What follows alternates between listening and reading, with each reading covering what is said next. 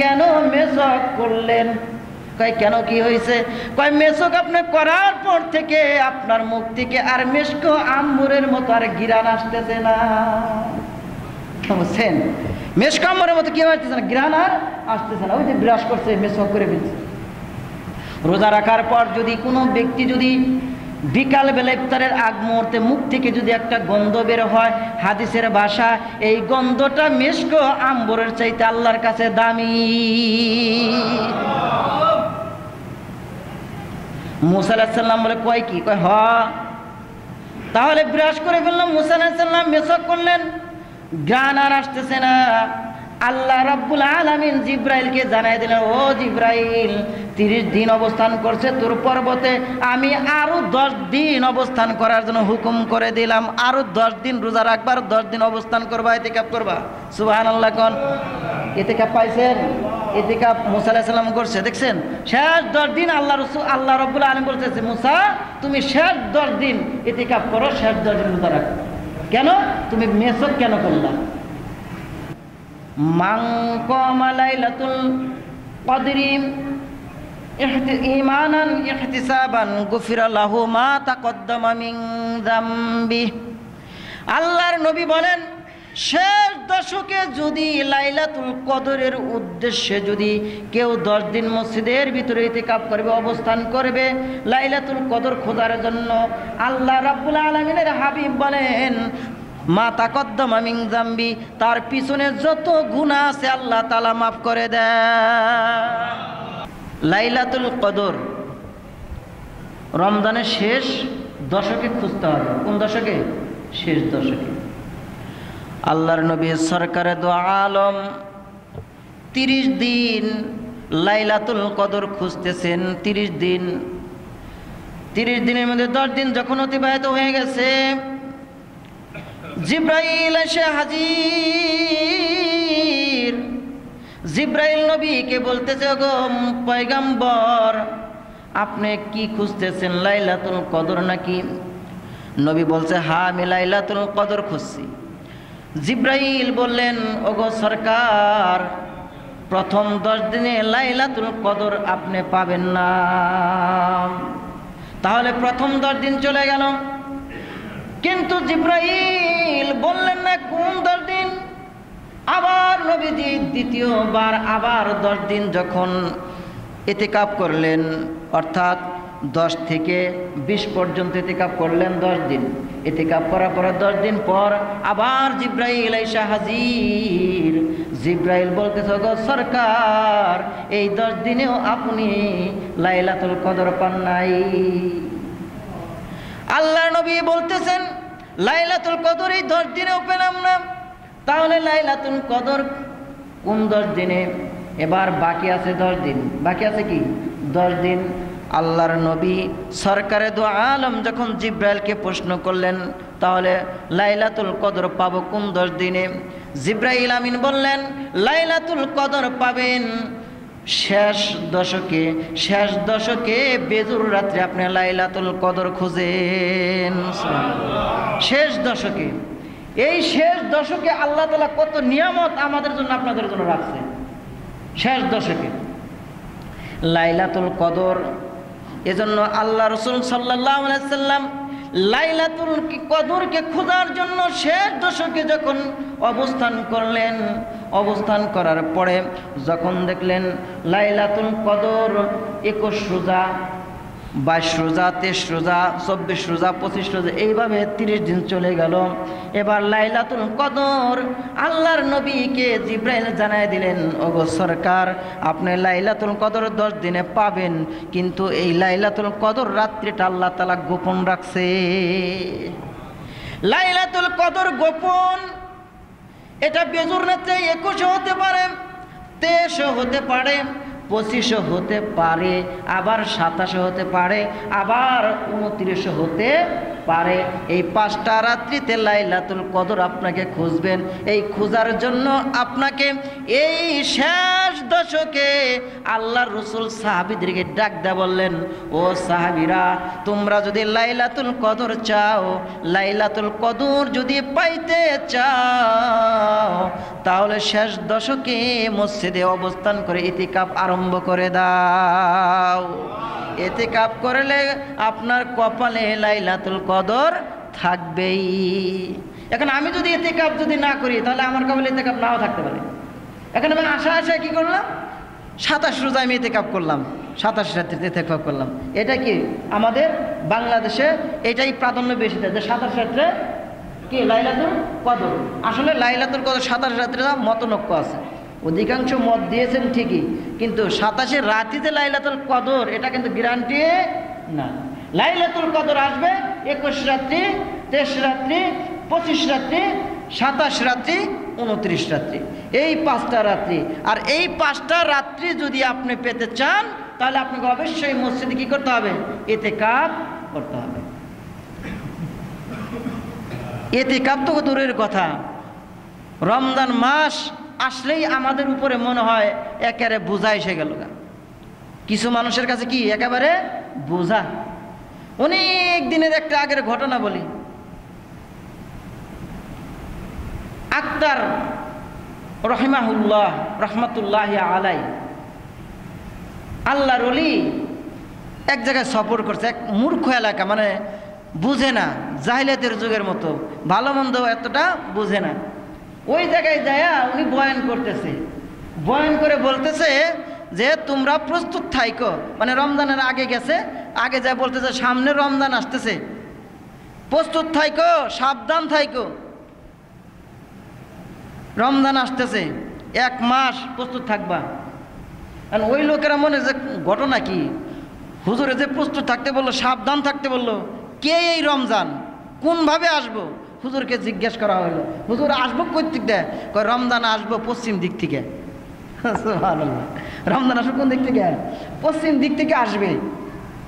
তে হুজুর চলে গেছে, 1 মাস, রমজান মাস এসে গেছে সামনে। রমজান মাস মানে চাঁদ উঠবে পশ্চিম দিকে, ওই সময় অন্ধকার অন্ধকার আসছে। এখন রমজান আর আসে না। এই রমজান, হুজুরে বললো রমজান আসবো পশ্চিম দিকে, রমজান কই? একটু অন্ধকার অন্ধকার হয়েছে। কিছুক্ষণ পরে দেখে যে উট চালিয়ে আসতেছে সামনে, অনেক দূর থেকে দেখা যায় আর কি, অন্ধকার অন্ধকার। সকলে ভাবতেছে ওই যে মনে হয় রমজান আসতেছে রে, লাঠি কাতরা নিয়ে মনে রেডি, বুঝছেন? রমজান আসতেছে, যে সাবধান থাকতে বলছে হুজুর। তা আসতেছে রমজান, যে সামনে যখন আসছে, আসার পর ভাই আপনার নাম কি? মিলছে তো মিলছে, তার নামও রমজান। কয় আমার নাম রমজান। কয় পাইছি রে ধর। জনতার পিটানি গণধুলাই, ইচ্ছা মতো দিছে গণধুলাই, দেওয়ার পর তুই কি আর আসবি আমাদের সামনে? কয় না ভাই, আমি জীবনে আর তোমাদের এলাকায় আসুন না, আমি চলে গেলাম। এখন রমজান মাস শেষ, আবার ওই হুজুর আসছে, আসার পরে আবার নসিহত শুরু করছে। রমজান আসছিল নি? কয় রমজানটা আসছিল, ইচ্ছা মতো দিছে, আর জীবনে আর আসবো না। কয় ইচ্ছা মতো দিছে? কয় হ। কয় অমুক এক বেটা আসলো, তার নাম হলো রমজান, আপনি রমজানের কথা কইছেন, ইচ্ছা মতো। কয় না, ওই রমজান না তো, রমজান মাস ইবাদতের মাস, রোজার মাস। তে আমরা মুসলমান জাতি এমন অবস্থা, আমাদের এলেমের ভিতরে কমজোর থাকার কারণে আমরা অনেক সময় ভুল জিনিসকে, সত্য জিনিসকে কি করি, সঠিক জিনিসকে ভুলে রূপান্তরিত করি। আছে না নাই? আমার জীবনে আমি 15-16 বছর ধরে, 16-17 বছর ধরে ইমামতি করি, ছাত্র অবস্থা থেকেই। আমি কোনো জায়গায় আজ পর্যন্ত আমি এই মসজিদে সেহরি খাওয়ার জন্য, রান্না করার জন্য ডাকাটা আমি বাধা পাইনি কোনো জায়গায়, কিন্তু আপনাদের এখানে আমি এসে বাধা হয়েছি। এটা একটা দুঃখজনক আমার কাছে হল, মাসালা না জানার কারণে। আল্লাহ রাব্বুল আলামিন কুরআনুল কারীমে বলছেন, ওয়ামান আহসানু কাওলাম মিম্মান দাআ ইলাল্লাহি ওয়া আমিলা সালিহান ওয়া ক্বালা ইন্নানি মিনাল মুসলিমিন।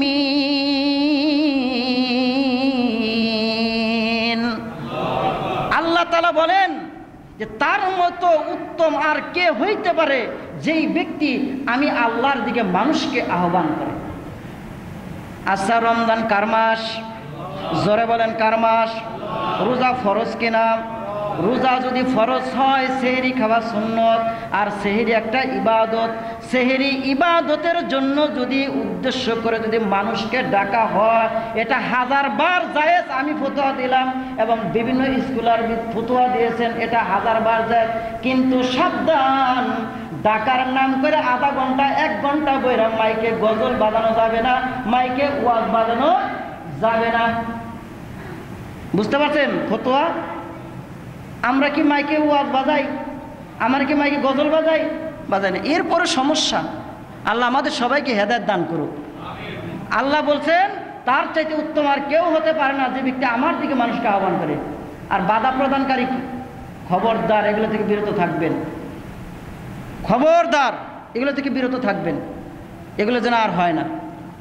যাই হোক ভাইয়েরা আমার, বলতেছিলাম লাইলাতুল কদর শেষ দশকে হজরতে মুসা আলাইহিস সালাতু সালাম, আল্লাহর পয়গাম্বর মুসা আলাইহিস সালাতু সালাম তুর পর্বতে 30 দিন অবস্থান করলেন। কয়দিন? 30 দিন অবস্থান করলেন। আল্লাহর নবীকে কিতাব দেওয়া হবে। তাওরাত কিতাব কি কিতাব? পৃথিবীর জমিনে সর্বশ্রেষ্ঠ 4খানা কিতাব আছে, বড় 4খানা কিতাব। বলেন আমার সাথে, আল কোরআন, জাবুর, ইনজিল, তাওরাত। এই 4টা কিতাব, এই 4টা কিতাবের মধ্যে তাওরাত দান করা হয়েছিল মুসা আলাইহিস সালাতু সালামকে। এরে লাইলাতুল কদর কত বড় সম্মানের জিনিস আপনারা একটু বোঝার চেষ্টা করবেন। হযরতে মুসা আলাইহিস সালাতু সালামকে তুর পর্বতে বললেন, তুমি 30 দিন তুর পর্বতে ইতিকাফ শুরু করে দাও। কতদিন? 30 দিন তুর পর্বতে তুমি 30 দিন তুমি অবস্থান করবা। 30 দিন অবস্থান করার পর 30 দিন রোজা রাখছেন। রোজা রাখার পরে আল্লাহ তাআলার সাথে যখন সাক্ষাৎ করতে যাবে, সাক্ষাৎ করতে যাওয়ার জন্য 30 দিন রোজা রাখার কারণে মুখে দুর্গন্ধ আসে না নাই? রোজা রাখার পরে বিকালবেলা কি দুর্গন্ধ আসে না একটা? মুসা আলাইহিস সালাম ভাবছে কথা বলুন কার সাথে? আরে জোরে বলেন কার সাথে? আল্লাহ তাআলার সাথে আমি কথা বলবো, যিনি আমার মালিক, পৃথিবীর মালিক, যিনি সর্বশ্রেষ্ঠ মান, যিনি আল্লাহ তাআলা আমাকে সৃষ্টি করেছেন, নবী বানিয়েছেন, কিতাব দান করবেন, তিনি আমার মালিক। তার সাথে আমি কথা বলতে যাব। আমি যদি এই দুর্গন্ধ মাখা মুখ নিয়ে যদি আল্লাহর দরবারে যে কথা বলতে যাই, আল্লাহ বেজার হবেনি? ভাবতেছে মনে মনে, এক দুর্গন্ধ নিয়ে যদি আল্লাহর কাছে যাই কথা বলি, আল্লাহ কি বলবো, আর মুখটা দুর্গন্ধ। 30 দিন অতিবাহিত হওয়ার পর মুসা আলাইহিস সালাম মেসওয়াক করলেন, দাঁত পরিষ্কার করলেন। দাঁত পরিষ্কার করার পরে তুর পর্বতে যখন আল্লাহর সাথে যখন সাক্ষাৎ করতে যাবেন, আল্লাহ রাব্বুল আলামিনের জিবরাইল জানিয়ে দিলেন, ওগো মুসা, আপনি, তোমাকে মেসওয়াক করতে বললো কি? তুমি যদি রোজা রেখে মেসক না করে তুমি যদি আমার সামনে আসতা, আমার সামনে আসলে ওই দুর্গন্ধটাও মেশক আম্বরের চাইতে আমার কাছে বেশি আনন্দ লাগতো। এজন্য 10 দিন বাড়াই দিলেন। কতদিন?